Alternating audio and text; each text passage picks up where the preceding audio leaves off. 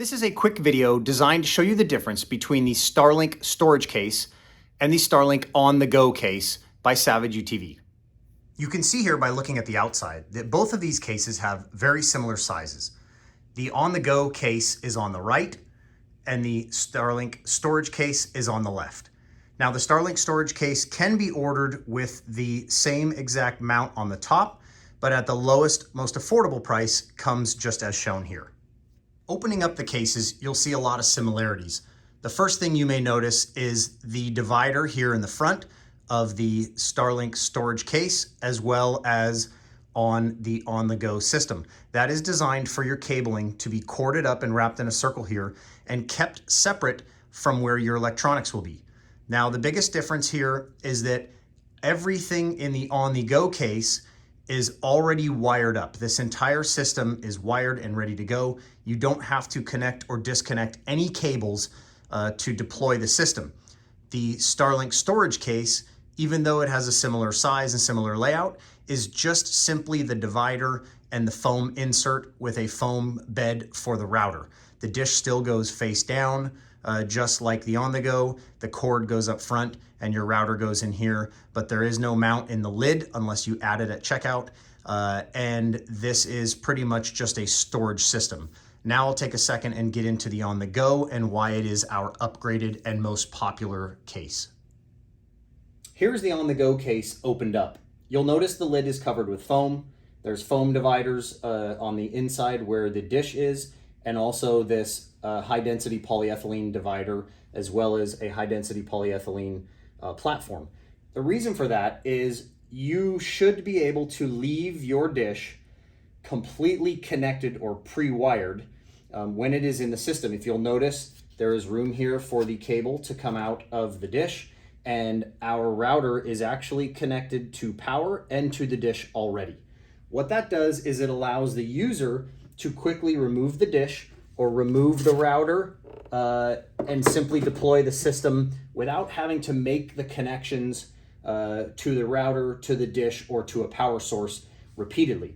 For those of you who have seen this system around for a few years and followed it, you'll see that a lot of people are having problems with getting cables replaced because the connections seem to be the sensitive point. So this case was designed to allow the user, whether they're running off of 12 volt or 110 power, to be able to keep their cables completely connected to the system and still be able to stow and safely store the electronics in a watertight, very crush resistant, time-proven Pelican style case.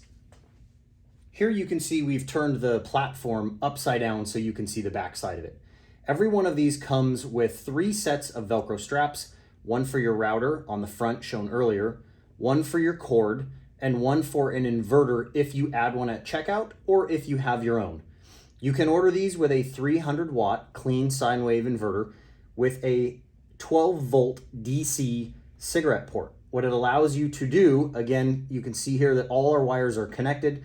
We would literally pull this out, plug it into a vehicle with the engine running, and we would be able to operate this system on 12 volts. If you weren't planning on running your system out of a vehicle, but maybe possibly residential AC power or a generator, maybe out of a motorhome, all you have to do is disconnect this cable here, the power cable, and plug it into the port that's connected on the side. I'll show you that in a minute. This then goes back into its stowed mode. Again, all of the cables and electronics are once again plugged in, pre-wired, so you're not having to re-plug and unplug, plug and unplug every time the system is deployed. To remove the dish, simply lift and slide out from underneath and go ahead and attach it to a mounting base of your choice. This case here is shown with the water protection boot added. This is something that you can add to your cart at checkout if you are in an area where you will be using the lid mount in any kind of heavy moisture or rain or things like that. What it does is slides up and down on the pole here. Once you make the connection into the lid, it simply slides down and tightens itself into place which allows any rainwater or dew or moisture to basically come down the dish pole and shed off the top of the case, keeping moisture outside of this and getting inside of your case. The other great feature about the on-the-go system is every case comes with a universal mount. What this is a clamping system that requires no tools. Simply spin these and you can clamp your dish onto a roof rack, onto the ladder of an RV, a lumber rack of a truck, a pole, a flagpole, and it is completely universal so that the dish can go in here horizontally, or this wing nut can be loosened and this piece can be turned so that you could basically clamp this on vertical or horizontal. So each one of these is machined aluminum and stainless steel. And like I said, comes with the on-the-go. So if you do not want to use this base here in the lid for the pole, but yet you want to put it somewhere up high, like maybe on the top of your RV, this bracket will allow you to do that.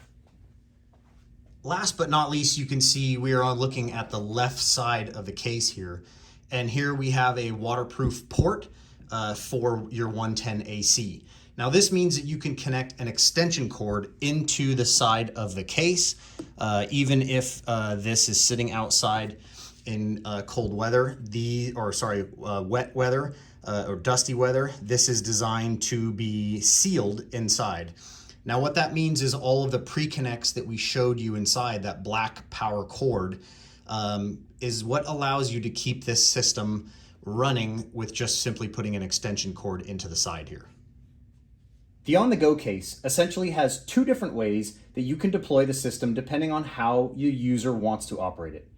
The first would be using the lid base with the dish and using this case as a platform to hold the dish. I'm going to show you what I mean. If you simply remove your router and all cables, now you would take that and connect it to a power source somewhere where maybe your inverter is inside of a vehicle on the back seat, inside a motorhome, or inside a house or a garage or something where it is protected. You would then run the cable out to your dish. You would remove the plug in the lid. You would make the connection here and you would place your dish into the top of the case.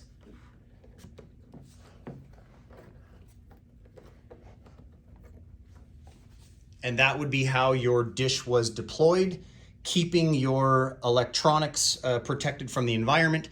This is now once again able to shed water, able to stay outside in the heat, the snow, all of that. And your router and electronics would be protected somewhere else. Now, the second way to deploy this system would be to use the universal mount that comes with the on-the-go case and clamp it on something that is in an area where the dish is going to have a clear view of the sky. Now, in this case, you can leave the 110 AC plugged up. You can leave the inverter and everything in here just as you see it. You'll simply remove the dish and mount the dish onto the area that you want it to be up high and the view of the sky and everything, and then just run your cabling outside of this. So for instance, in our motorhome, this is in a stowed compartment and the cable just simply runs out here to the dish that is up on the back ladder of the RV. Now all of this stays in here and we simply plug our extension cord into the side. That's the only connection we're making. We're not having to plug and unplug this cable. We're not having to plug and unplug the power cable in here or the dish cable in here. Now, the reason why that's so important is these are all proprietary cords from Starlink. You cannot just go to the store and get a replacement. So this case was designed so that all of the cords seen here that are proprietary are not having to be connected and disconnected, connected and disconnected. You're able to deploy this system basically leaving those cables intact, or you may have to unplug or plug them depending on how you're running the cable through the lid or if you're going to switch from 12 volt to 110, but the end result is a significant reduction of plugging and unplugging of all of these sensitive cable ends.